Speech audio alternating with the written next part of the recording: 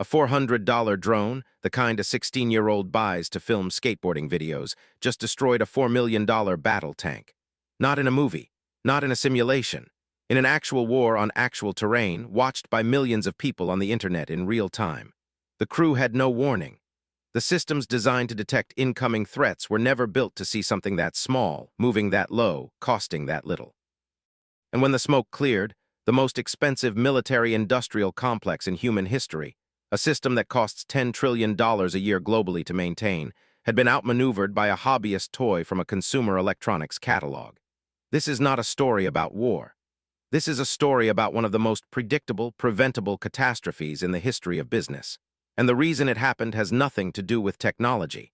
It has everything to do with psychology. Understand the scale of what we are talking about. You need to sit inside the numbers for a moment. The United States alone spends over $800 billion on defense every single year. That is more than the next 10 countries combined. The F-35 fighter jet program, a single aircraft procurement effort, has cost $2 trillion over its lifetime and is still climbing. One F-35 costs between $80 and $110 million per airframe.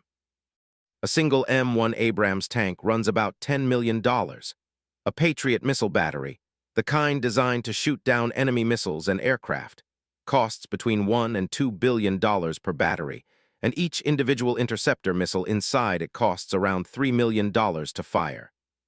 A carrier strike group, which is 11 ships built around a single aircraft carrier, costs the United States Navy roughly $26 billion to build and $6 billion a year to operate.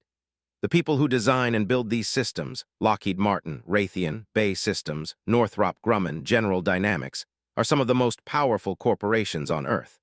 Their combined market cap exceeds $500 billion. They employ over 300,000 engineers, scientists, and defense professionals. This system has been operating, refining itself, and growing more expensive for over 70 years. By every traditional metric, it is untouchable. The modern defense industrial complex was not built to be cheap. It was built to win the Cold War. After World War II, American military planners faced an adversary, the Soviet Union, with an enormous conventional army, tanks, troops, artillery, hundreds of thousands of soldiers trained to pour across the plains of Western Europe. The American answer was technological supremacy. If you cannot match the enemy in sheer numbers, you overwhelm them with quality. You build an F-15 so fast and maneuverable that no Soviet pilot can touch it. You build an Abrams tank with armor so thick that Soviet shells bounce off it like pebbles. You build a network of satellites and radar so sophisticated that nothing moves without you seeing it. This doctrine had a name. It was called offset strategy, and it worked. American defense contractors spent decades honing this approach.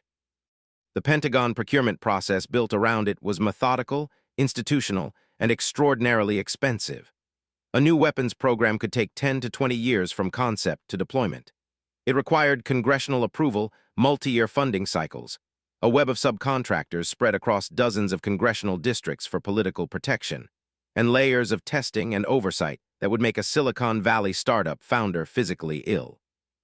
This system was optimized for one thing: producing the most technologically superior weapons possible at almost any cost. And for 70 years, that strategy made the United States military the most dominant fighting force in the history of civilization. In 1997, a Harvard Business School professor named Clayton Christensen published a book that was, on its surface, about the disk drive industry. The book was called The Innovator's Dilemma, and it described a pattern that he had observed across dozens of industries. The pattern went like this: dominant incumbents do not fail because they make bad products. They fail because they make very, very good products, and then something comes along that is cheaper, simpler, and worse by every traditional measure, but that solves the core problem well enough for most customers at a fraction of the cost. Christensen called it disruption from below. And here is the psychological trap at the center of it. The incumbent literally cannot take the threat seriously. The new product is objectively inferior. The metrics say so. The engineers say so. The customers who matter most say so. So the incumbent ignores it, not out of stupidity, but out of rational analysis based on the wrong criteria. You have felt this yourself. Think about the last time someone pitched you a simpler, uglier, cheaper version of something you already did well. Your instinct was to dismiss it, because your brain is wired to evaluate threats using the same framework that made you successful in the first place. This is what Christensen called incumbent blindness, and it is not a bug in human cognition. It is a feature. It is the same bias that made you great at your current job. The tragedy is that it makes you systematically blind to the thing that will replace you. On February 24, 2022, Russia invaded Ukraine. Within days, a pattern emerged that military analysts had theorized about but never seen at scale. Ukrainian operators, many of them civilians with recreational drone experience, began using commercial off-the-shelf quadcopters to locate, track, and destroy Russian military equipment worth millions of dollars per unit. The numbers were staggering. A DJI Mavic, a consumer drone that costs under $1,000 at any electronics retailer, was being used to drop repurposed grenades onto Russian armored personnel carriers worth $500,000 each. Ukrainian units were strapping warheads to FPV racing drones, the kind of drone you buy in kit form for $300 to $500, and flying them directly into the hatches of T-72 and T-90 tanks at speeds exceeding 100 kilometers per hour. One widely shared estimate from Ukrainian military analysts put the cost-exchange ratio at roughly 1 to 1,000. $1 spent on the attacking drone for every $1,000 of hardware destroyed. By 2024, Ukraine was losing over 10,000 drones per month in combat, and replacing each one in days because the supply chain was commercial electronics, not a defense procurement contract. The Turkish-made Bayraktar TB2 drone, which costs approximately $5 million, had already demonstrated earlier in the conflict that aerial superiority was no longer a function of how many F-16s you had. Pentagon officials testified before the Senate Armed Services Committee in 2023 that the conflict had fundamentally changed their assumptions about the future of warfare. That is a polite way of saying the playbook they had optimized for 70 years had developed a serious crack.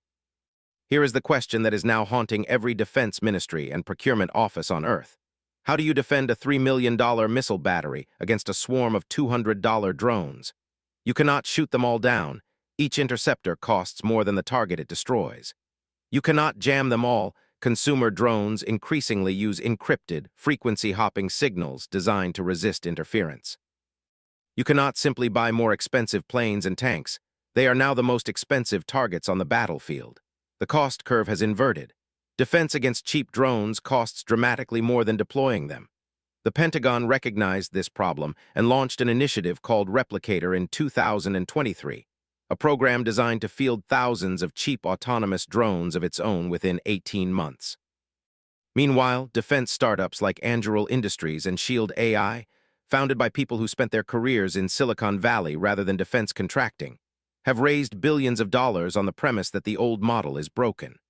Lockheed Martin's stock has performed relatively well, but its core product lines, manned aircraft, traditional missile systems, heavy armor, face a legitimacy crisis that no amount of congressional lobbying can fully address.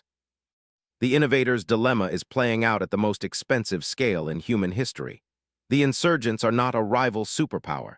They are a Shenzhen electronics supply chain. Here is the part that has nothing to do with tanks or missiles and everything to do with you. The innovator's dilemma is not a military story.